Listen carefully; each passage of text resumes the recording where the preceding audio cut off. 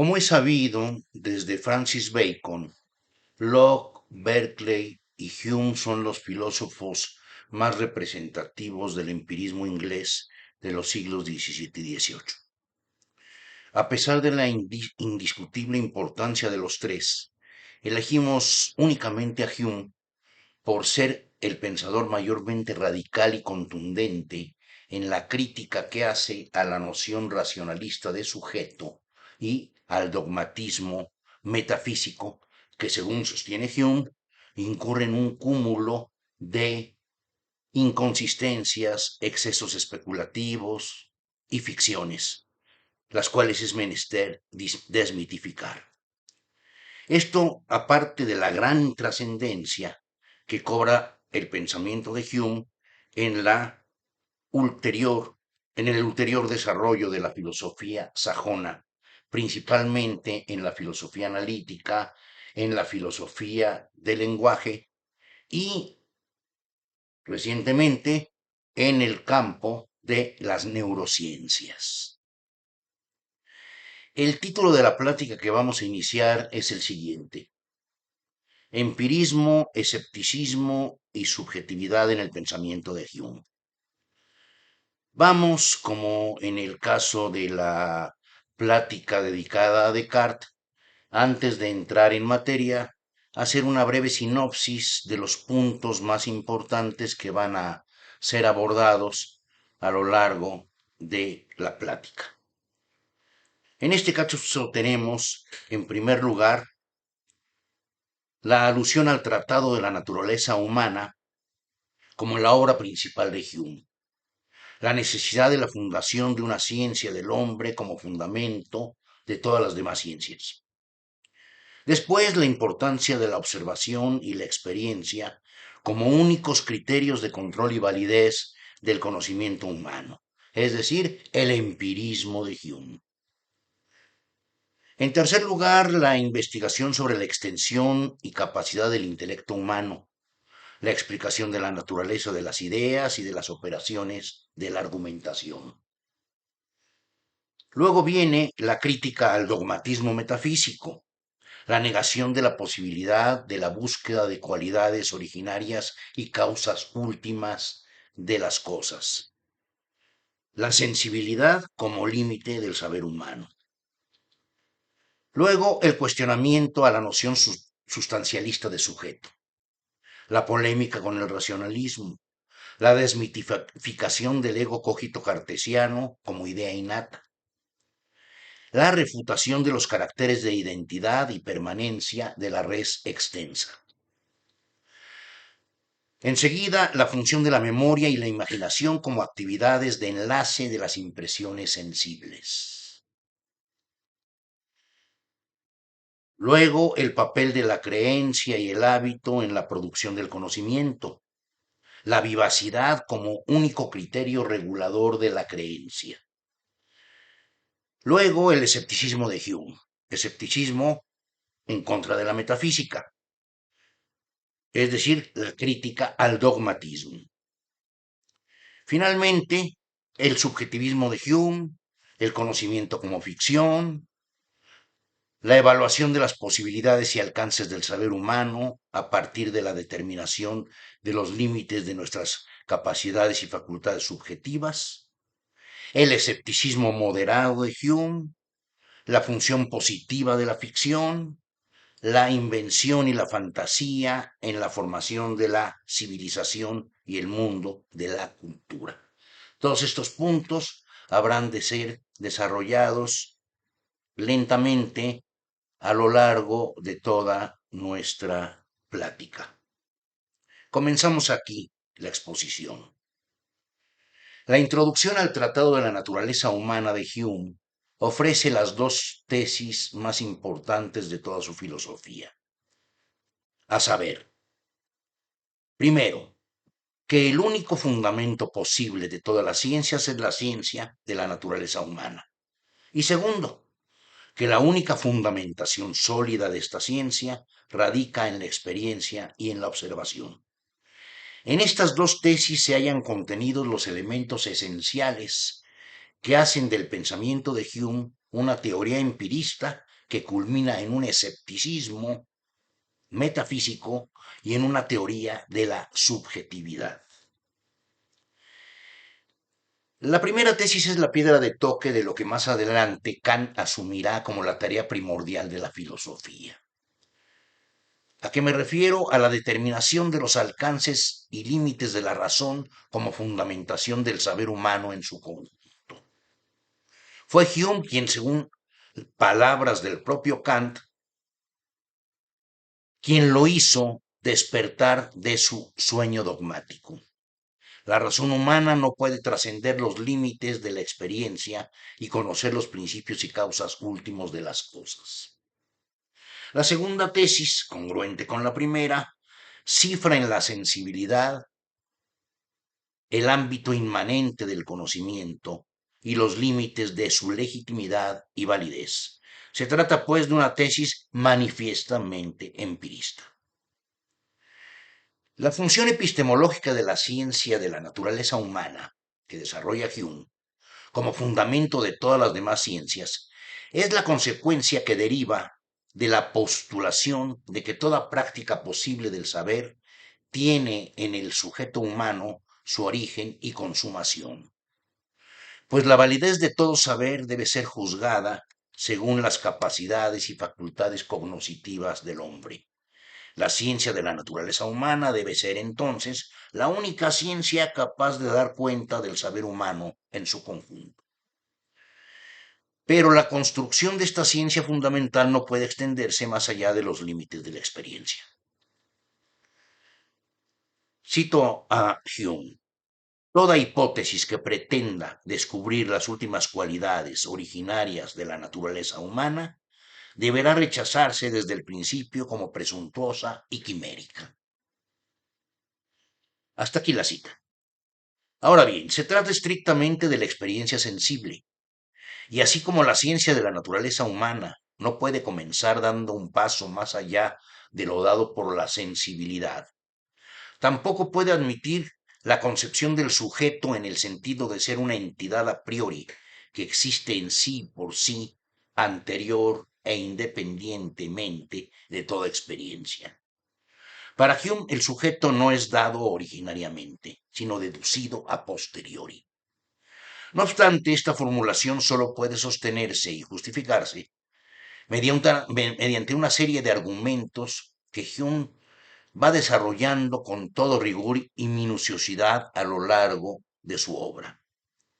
De ahí que en su espléndido libro sobre Hume titulado Empirismo y Subjetividad, Gilles Deleuze llega a decir: hemos creído encontrar la esencia del empirismo en el problema preciso de la subjetividad. Pero ante todo nos preguntaremos cómo se define esta. El sujeto se define por un movimiento y como un movimiento. Movimiento de desarrollarse a sí mismo. Lo que se desarrolla es sujeto. Ese es el continuo contenido que se le puede dar a la idea de subjetividad. La mediación, la trascendencia. Pero observaremos que el movimiento de desarrollarse a sí mismo o de llegar a ser otro es doble. El sujeto se supera, el sujeto se reflexiona. Hume reconoció estas dos dimensiones y las presentó como los caracteres fundamentales de la naturaleza humana: la inferencia y la invención, la creencia y el artificio. Pero si es cierto que la creencia es el acto cognoscente del sujeto, en cambio su acto moral es el artificio o la invención. En una palabra, creer e inventar. He ahí lo que el sujeto hace como sujeto. Hasta aquí la cita de Empirismo y Subjetividad de Gilles Deleuze. Continuamos con la exposición. Ahora bien, el libro primero del Tratado de la Naturaleza Humana se centra en el análisis de los límites y alcances de las capacidades del entendimiento y tiene como objetivo principal demostrar la necesidad del establecimiento de la ciencia de la naturaleza humana como la disciplina que es menester construir para la fundamentación de todas las demás ciencias. Este es el papel primordial que Hume le confiere a la filosofía. Ya vimos en la exposición del discurso del método de Descartes, que uno de sus objetivos centrales era también precisamente la organización de todas las ciencias en el conocimiento unitario de la filosofía. Lo mismo dirá más adelante Fichte en su obra principal, La doctrina de la ciencia. La función de la filosofía como fundamentación del saber humano en su conjunto es, pues, un tópico común en la obra de todos estos grandes pensadores. En el Tratado de la Naturaleza Humana, el planteamiento del problema del sujeto, que es el asunto que a nosotros nos ocupa en primera instancia, está circunscrito dentro del ámbito de la teoría del conocimiento. Al final de una larga y profunda argumentación, Hume llega a la conclusión de que la determinación del ego cogito cartesiano resulta ser un craso error del racionalismo. Para Hume el sujeto no es una idea innata, tampoco es un ser preexistente, una sustancia. La conocida res cogitans de Descartes es un espejismo infundado. Cito a Hume. La idea de sustancia, dice, no es sino una colección de ideas simples unidas por la imaginación y que poseen un nombre particular asignado a ellas, mediante el cual somos capaces de recordar esa colección. Hasta aquí la cita. El sujeto no es una sustancia, aduce Hume, porque no subyace a la experiencia. No hay sujeto más que como sujeto de la experiencia, y no lo contrario, la experiencia como experiencia del sujeto. El sujeto para Hume es una ficción. El yo del yo pienso cartesiano no es una certeza inmediata, es un agregado introducido a partir del supuesto de que el pensar es una actividad que requiere de un agente que la realice. El sujeto no es ningún ser preconstituido de antemano. Lo único originariamente dado es un flujo constante de percepciones diferentes que se suceden las unas a las otras y se desvanecen y transforman en una variedad infinita. Es la imaginación la que ordena y relaciona de diversos modos dicha multiplicidad amorfa. La actividad cognoscitiva consiste, entonces, en los distintos modos de conexión y enlace de las impresiones que constantemente nos afectan. La causalidad, la necesidad, la continuidad, etc., son, por ende, operaciones creadas, producidas por la imaginación. Esto quiere decir que no se derivan de los elementos dados, sino que son impuestas artificialmente. A raíz de este planteamiento, Hume combate la creencia de que el conocimiento penetra en el en sí de las cosas, y en ello estriba la tesis fundamental de su particular posición subjetivista. Ahora bien, el empirismo en general propone que el conocimiento se origina en la experiencia sensible, pero sería insuficiente en el caso especial de Hume conformarse con esta simple definición. La peculiaridad del planteamiento de este autor estriba en la deducción rigurosa y el análisis exhaustivo de las consecuencias epistemológicas que se derivan de la tesis empirista, según la cual las relaciones que el conocimiento humano establece no son inmanentes a las impresiones sensibles. Hume concluye que el conocimiento es una creación e invención del sujeto humano.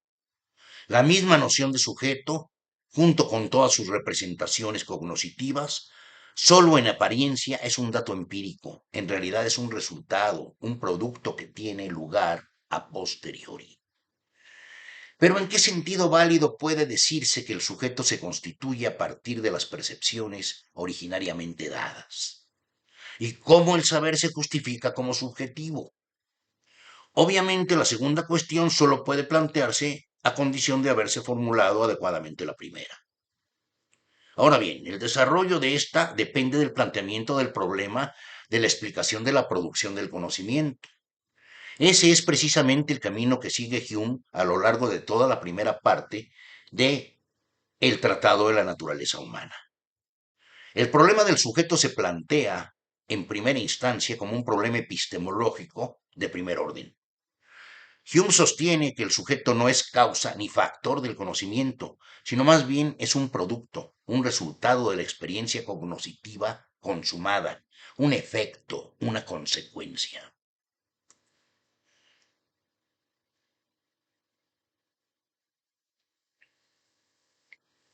Hume termina por decir que el sujeto es en rigor una ficción, un mero objeto de creencia y nada más.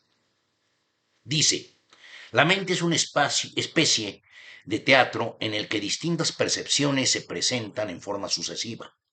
No existe en ella con propiedad, ni simplicidad en un tiempo, ni identidad a lo largo de momentos diferentes.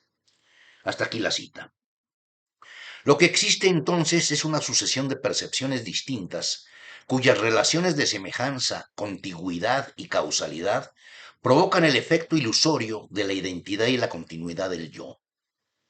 Dichas relaciones permiten la transición de la mente de una percepción a otra, de una manera tan sutil que fácilmente se crea el espejismo de que nuestro yo es una entidad que permanece invariable y continua. No es fácil arrancar de la imaginación ese prejuicio. Vivimos atados a él, convencidos de que nuestro yo es algo de lo que en todo momento somos íntimamente conscientes. Pero en realidad se trata de un espejismo. Fingimos, dice Hume, la existencia continua de las percepciones de nuestros sentidos y llegamos a la noción de alma, yo o substancia, para enmascarar la variación. Hasta aquí la cita. De igual manera sucede con las cosas. La objetividad de los datos de nuestras percepciones tampoco es real, en el sentido en que tampoco es inmanente a los fenómenos de las percepciones. Para Hume, la constitución del concepto de objetividad material encierra una doble ficción, la de que la identidad y continuidad atribuidas a las cosas proviene de las percepciones que tenemos de ellas, y la de que existen objetos inmutables que a pesar de eso participan de los cambios de los objetos coexistentes y en particular de los cambios de nuestras percepciones. Pero, ¿cómo clasifica Hume a las percepciones? El libro primero del Tratado de la Naturaleza Humana comienza diciendo, todas las percepciones de la mente se reducen a dos clases distintas, impresiones e ideas. La diferencia entre ambas consiste en los grados de fuerza y vivacidad con que inciden sobre la mente y se abren camino sobre nuestro pensamiento o conciencia. Hallamos por experiencia que cuando una impresión ha estado presente a la mente, aparece de nuevo en ella como idea. Esto puede hacerlo de dos maneras, o cuando retiene en su aparición un grado notable de su vivacidad primera, y entonces es de algún modo intermedia entre una impresión o una idea, o cuando pierde por completo su vivacidad y es enteramente una idea.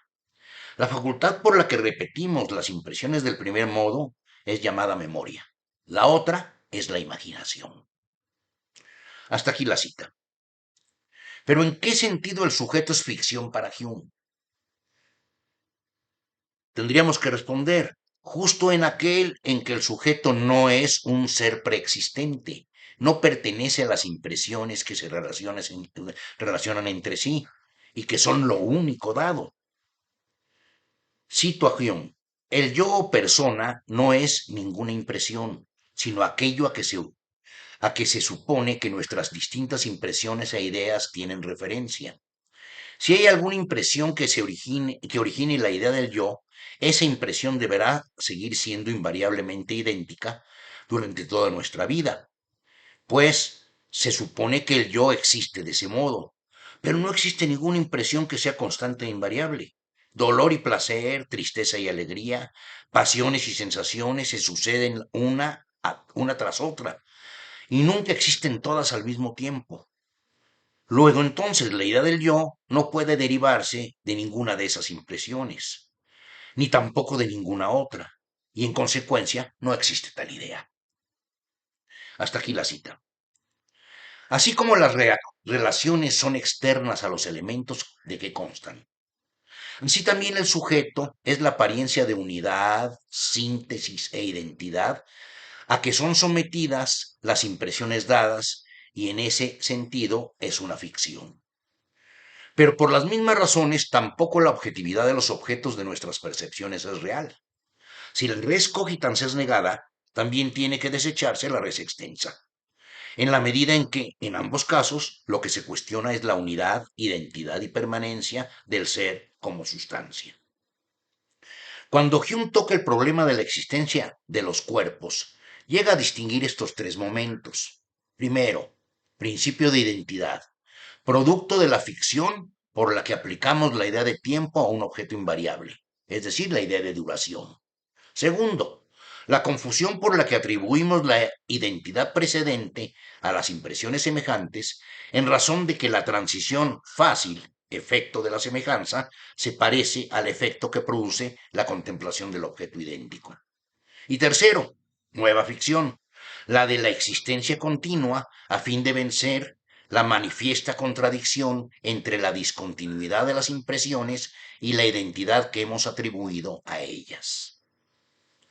La existencia continua de los cuerpos es, en consecuencia, al igual que en el caso del sujeto, un espejismo. Respecto de los objetos materiales, la imaginación atraviesa por un doble efecto ilusorio. Por un lado, la apariencia de que la relación de identidad, la cual forma parte necesariamente de nuestra idea de objetividad material, se deriva o proviene de las impresiones dadas. Por el otro, la apariencia de que hay objetos inmutables, que sin embargo participan de los cambios de nuestras percepciones. En la sección sexta del libro primero del Tratado de la Naturaleza Humana, titulado De la identidad personal, Hume resume muy bien sus objeciones a la presunta justificación de la idea de sustancia cuando se recurre a la falacia de la identidad, mismidad o permanencia. Se refiere simultáneamente tanto a la sustancia extensa como a la pensante. Dice, la cita que voy a leer a continuación es un tanto larga, pero no la podemos recortar porque es necesario prestar atención a su explicación completa tal y como la llega a establecer Hume. Comienzo la cita. A la idea precisa que tenemos de un objeto que permanece invariable y continuo a lo largo de una supuesta variación de tiempo, la llamamos idea de identidad o mismidad. Tenemos también una idea precisa de varios objetos diferentes que existen en forma sucesiva y están conectados mutuamente por una estrecha relación. Desde una perspectiva rigurosa, esto nos proporciona una noción tan perfecta de diversidad que parece como si no hubiera ningún tipo de relación entre los objetos. Pero aunque en sí mismas estas dos ideas de identidad y de sucesión de objetos relacionados sean completamente distintas y aún contrarias, es cierto, sin embargo, que nuestra manera usual de pensar son generalmente confundidas entre sí. La acción de la imaginación por la que consideramos al objeto como continuo e invariable y aquella otra por la que reflexionamos sobre la sucesión de objetos relacionados son sentidas como si fueran casi idénticas, y no hace falta mucho esfuerzo del pensamiento en este último caso que cuando se distinguía entre ambas. La relación facilita la transición de la mente de un objeto a otro y convierte este paso en algo tan suave como si la mente contemplara un objeto continuo. En esta semejanza, la causa, es esta semejanza la causa de la confusión y el error, y la que nos lleva a colocar la noción de identidad en lugar de la de los objetos relacionados. Por mucho que en un instante determinado podamos considerar a la sucesión relacionada como variable o discontinua, estamos seguros de atribuirle en el momento siguiente una identidad perfecta y de considerarla invariable y continua. La semejanza antes mencionada nos lleva a inclinarnos a este error en tan gran medida que ya hemos caído en él antes de darnos cuenta.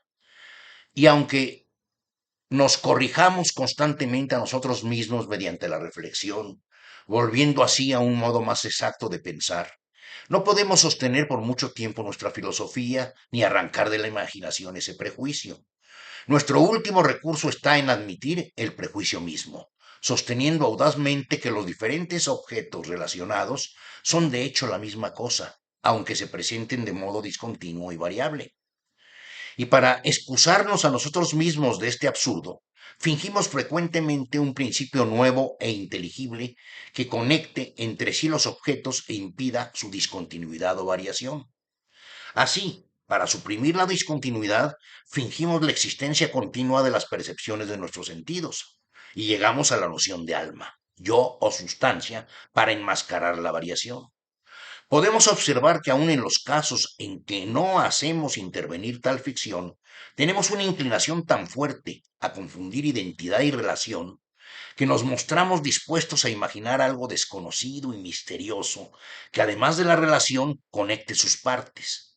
Y creo que esto es lo que sucede en el caso de la identidad que atribuimos a plantas y vegetales. Y aun cuando no ocurra tal cosa, seguimos sintiéndonos inclinados a confundir estas ideas, a pesar de que no podamos vernos satisfechas en ese respecto, ni encontraremos ninguna cosa invariable y continua que justifique nuestra noción de identidad. Hasta aquí la larga cita anunciada. Continuamos. Con este argumento se pone en entredicho la noción ontológica de sustancia en general, la cual constituye una de las categorías principales de la metafísica moderna. Sin duda alguna, Hume está dentro de la modernidad, en la medida en que su filosofía se inscribe en una corriente representativa de la época y entra en la discusión de los problemas que la caracterizan, pero también representa un primer síntoma de crisis y rompimiento respecto a algunos de sus presupuestos capitales. Este es el caso de la noción de sustancia en general y de sustancia pensante en particular. Vuelvo a citar a Hume. Las impresiones pueden ser de dos clases, de sensación y de reflexión. La primera clase surge originariamente en el alma a partir de causas desconocidas. La segunda se deriva en gran medida de nuestras ideas. Y esto en el orden siguiente. Una impresión se manifiesta en primer lugar en los sentidos y hace que percibamos calor o frío, placer o dolor de uno u otro tipo. De esta impresión existe una copia tomada por la mente y que permanece luego que cesa la impresión. Llamamos a esto idea. Esta idea de placer o dolor, cuando incide a su vez en el alma, produce las nuevas impresiones de deseo y aversión, esperanza y temor, que pueden llamarse propiamente impresiones de reflexión, puesto que de ella se derivan. Hasta aquí la cita. Es claro entonces, las impresiones de reflexión son un efecto de la incidencia de las ideas en la mente. Ahora bien, como ya lo dijimos, las ideas pueden incidir en la mente solo de dos maneras, mediante la memoria y mediante la imaginación. Pero la memoria no basta por sí sola para producir el conocimiento, puesto que a la memoria le pertenece solo la dimensión del pasado. Para que haya conocimiento propiamente dicho, es necesaria la representación de un orden de la realidad que se eleve por encima de la sucesión temporal de las impresiones de sensación distintas e inconexas. Hume concluye que entonces es la imaginación el único modo de incidencia de las ideas capaz de producir el conocimiento. Pero la imaginación en Hume no es propiamente hablando una facultad del espíritu. Más bien es el ámbito en el cual se realizan todas las operaciones cognitivas. Cuando Hume llega a establecer, como segundo principio de la ciencia de la naturaleza humana, la tesis que afirma la libertad de la imaginación para trastocar y alterar el orden de sus ideas, piensa la imaginación como la colección amorfa de todas las nociones. A partir de ese momento, Hume habla de la imaginación como del lugar de la incidencia de todas las relaciones que establece el conocimiento, y sin embargo, sostiene, nada más inexplicable que las operaciones de la imaginación si no estuviera guiada por algunos principios universales que la hacen, en cierto modo, conforme consigo misma. Hasta aquí la cita. Hume denomina a estos principios universales principios de asociación.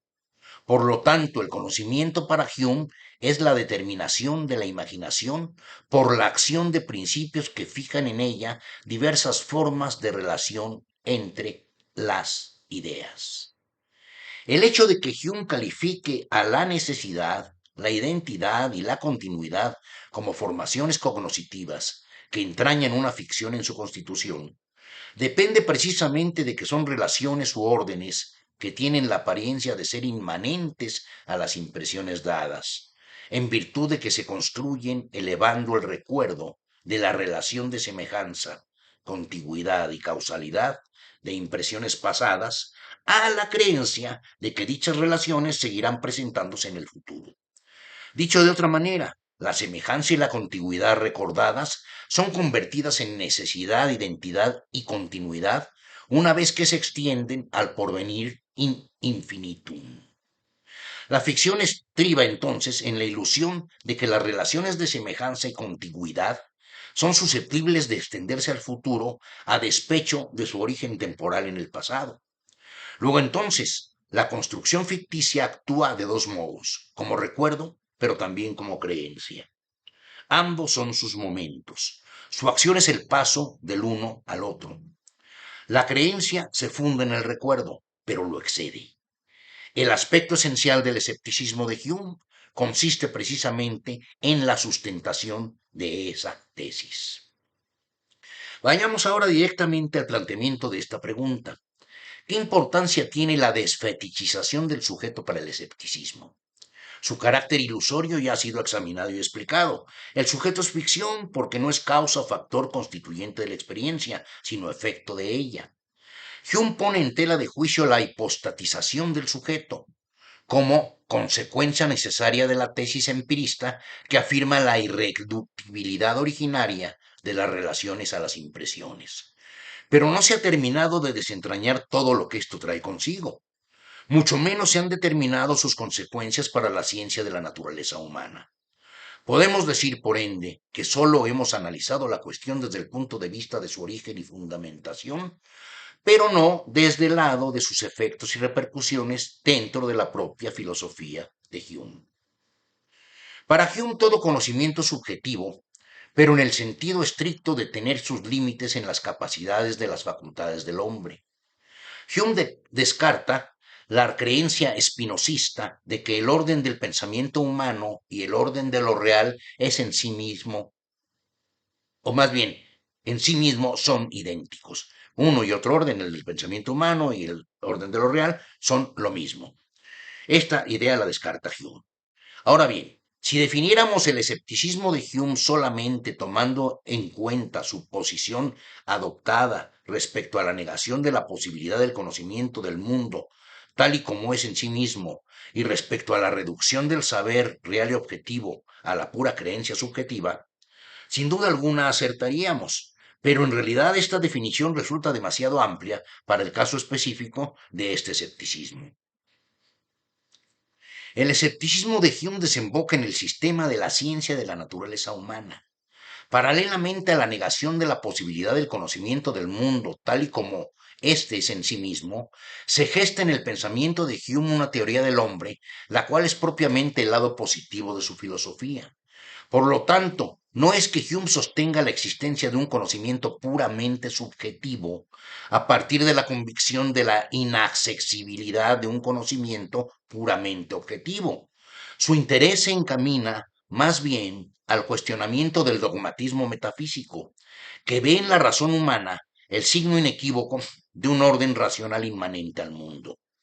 El desenlace de este cuestionamiento desemboca en la confianza en la posibilidad de la construcción de una ciencia de la naturaleza humana cuya función principal sea acabar de una vez y para siempre con todos los prejuicios y supuestos falsos. Pero la propia acuñación del concepto de naturaleza humana no puede ser ajena a la reformulación del problema de la constitución ontológica del sujeto.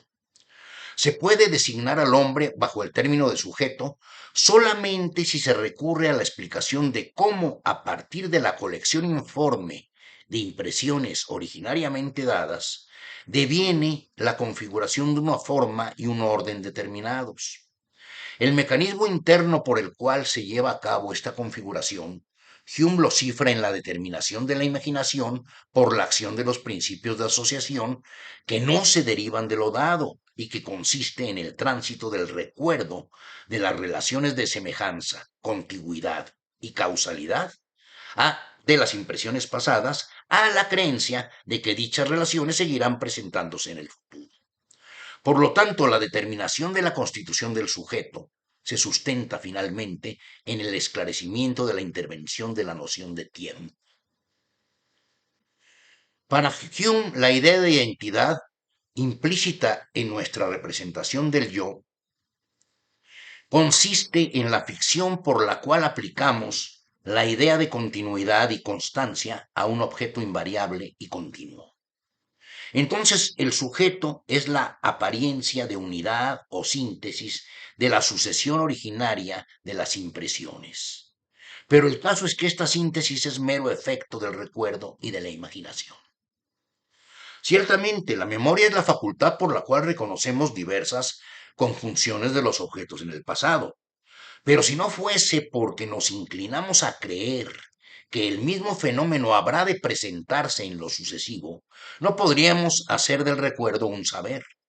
La experiencia por sí sola no basta para la producción del conocimiento. Hace falta el hábito, el cual es el portador de la inclinación a creer. El apoyo que el hábito tiene en el recuerdo es en realidad lo único que le proporciona vivacidad a la creencia. La vivacidad es el efecto que causa en nuestra mente la asociación de una impresión presente con el recuerdo de todas las impresiones semejantes y de las ideas a ellas relacionadas de que hemos tenido experiencia en el pasado. A este efecto obedece la inclinación a creer que la misma asociación tendrá lugar en el futuro. El hábito, entonces, es el puente que une al pasado con el futuro, o mejor, es el medio por vía del cual se genera el paso del recuerdo a la creencia. El hábito es por eso el mecanismo de la posibilidad de la aparición del sujeto como síntesis de la sucesión temporal de las impresiones. Todo saber se sostiene sobre la vivacidad del recuerdo. El escepticismo de Hume es un escepticismo moderado, precisamente a merced de este criterio de vivacidad fundado en el recuerdo. Hume dice, allí donde la razón sea vivaz y se combine con alguna inclinación, hay que asentir a ella. Donde no lo sea, no puede tener fuerza alguna para actuar sobre nosotros.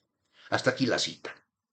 Esto significa, la vivacidad es en última instancia el parámetro de distinción entre la realidad y la ficción. Y siendo más radicales, a punto fijo no hay tal distinción. Estrictamente hablando, ningún conocimiento puede, en cuanto tal, desprenderse por completo de todo rasgo de ficción. No hay ningún umbral que separe al uno de la otra. La vivacidad es una especie de regulador de nuestras creencias. Una idea a la que se le presta asentimiento, dice textualmente Hume, se siente de un modo distinto a una idea ficticia presentada solo por la fantasía. Es este sentimiento el que me esfuerzo por explicar, denominándolo fuerza, vivacidad, solidez, firmeza o consistencia. Esta variedad de términos intenta únicamente expresar ese acto de la mente que hace que las realidades nos resulten más patentes que las ficciones. Hasta aquí la cita. De ello se desprende el que la creencia llegue a estimarse en el sistema de Hume como perteneciente más a la parte sensiciva de nuestra naturaleza que a la cogitativa. La vivacidad no recae ni sobre la naturaleza de nuestras ideas, ni sobre el orden de las relaciones regidas por los principios de asociación. La vivacidad es el efecto que causa en nuestra mente la asociación de una impresión presente con el recuerdo de todas las impresiones semejantes y de las ideas a ellas relacionadas que hemos tenido experiencia, de que hemos tenido experiencia en el pasado. Luego entonces existe un criterio a partir del cual podemos distinguir el conocimiento de la ficción. Sin embargo, estrictamente hablando, ningún conocimiento puede, en cuanto tal, desprenderse por completo de todo rastro de ficción. No hay ningún umbral que separe al uno de la otra. La vivacidad es una especie de regulador de nuestras creencias, y nada más. No depende de la naturaleza ni del orden de nuestras ideas.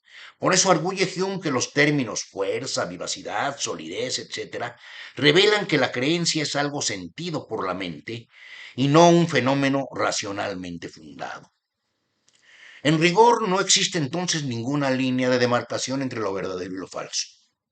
El conocimiento que denominamos objetivo y verdadero también es ficticio, en el sentido en que es un producto de una operación de la imaginación que une el pasado con el futuro.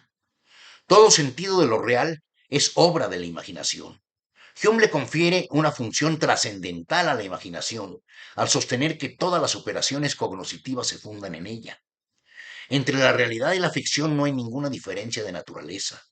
Distinguimos la una de la otra únicamente por lo que tomamos por real, porque lo que tomamos por real corresponde a los casos en que la imaginación es determinada por alguna cualidad asociativa por la que pasamos automáticamente de una idea a otra. La semejanza, la contigüidad, la causalidad. El efecto de esta determinación es el convencimiento de que las asociaciones de las que hemos tenido experiencia en el pasado seguirán presentándose en lo sucesivo, porque suponemos su necesidad y universalidad. Pero se trata de una convicción equivocada, que se desmorona apenas tomamos conciencia de su procedencia. Nos encontramos a punto de comprender el escepticismo de Hume en su vinculación con la ciencia de la naturaleza humana. Se trata de que para Hume la creencia ha de fundarse en el recuerdo para que sea vivaz y pueda distinguirse de la ficción. Pero ocurre también que, en sentido estricto, tal distinción nunca puede ser avalada por la razón, puesto que el criterio de vivacidad es más algo de naturaleza sensible que inteligible. Es una fuerza, una inclinación, una tendencia natural a la que la razón misma no puede sustraerse. El escepticismo de Hume es la formulación de esta paradoja, pero es un escepticismo respecto de la razón, no respecto de las inclinaciones o tendencias que forman parte de nuestra naturaleza. Por eso, al mismo tiempo que constituye la implantación de la paradoja, también representa una alternativa de salida ante ella. El límite del escepticismo de Hume es la ciencia de la naturaleza humana. De todo esto resulta claro que la moderación del escepticismo de Hume depende de su desenlace en una ciencia del hombre. Sin embargo, esta dependencia hay que verla desde dentro para poder entenderla. La ciencia de la naturaleza humana no pone límites al escepticismo porque designe un objeto de conocimiento, el hombre, en este caso, en contraposición con toda otra realidad incognoscible.